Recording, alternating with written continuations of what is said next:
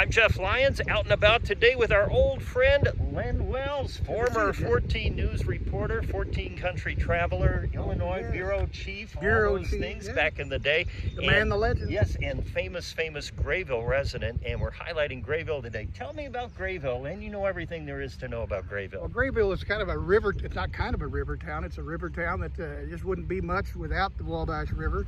But unfortunately, it's a whole lot different today than it was 40 years ago. So in 1985, there was a big flood, and the river cut through an oxbow and literally cut Grayville off from the Wabash River. So it now bypasses Grayville completely. So what used to be a mecca for boaters and all kinds of fun and entertainment and skiers and everything on a place called Pearl Beach just across the river here, that's all gone now because the river changed its course and there was just nothing you could do about it. So now the only source of water that goes into the Wabash at the foot of North Street, which is where we're standing, is the Bumpaw Creek. And Grayville holds a unique distinction. It exists in 3 counties, right? Exists, Which county are we in right now? We're standing in White County, but if you look just to your left, across the Bumpaw Creek, that's Wabash County, and you go back about 6 blocks to the north, you're in Edwards County. Okay, and, so you can pick and choose. Oh yeah. Yeah. And Grayville's got a lot of history too. One of the most famous people from Grayville was Admiral James M. Helm.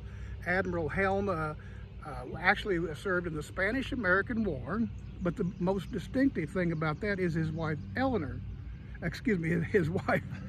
James M. Helm's wife, Edith Helm, I'm sorry, and she was the social secretary for Eleanor Roosevelt. Is that believe right? it or not? So she brought Eleanor Roosevelt to Grayville for a few trips. So Eleanor Roosevelt slept here at some point.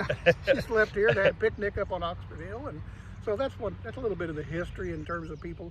But it's an oil town also. Sure. And if you look uptown on Main Street, which is actually North Street, you look at the top of the light poles. There are drill bits on top of them.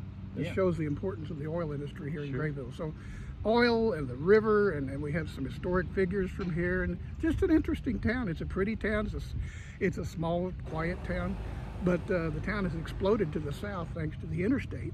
A lot of business down there. We also have a cannabis dispensary. I saw that on the way in. Brings a lot of money and a lot of revenue into the city. Coming in from the interstate and all other places. That's right. Well, Len, thanks for filling us in on Grayville. I appreciate it. It's great to see you, my friend. Okay, good to see you too. Out and about with Len Wells in Grayville, Illinois.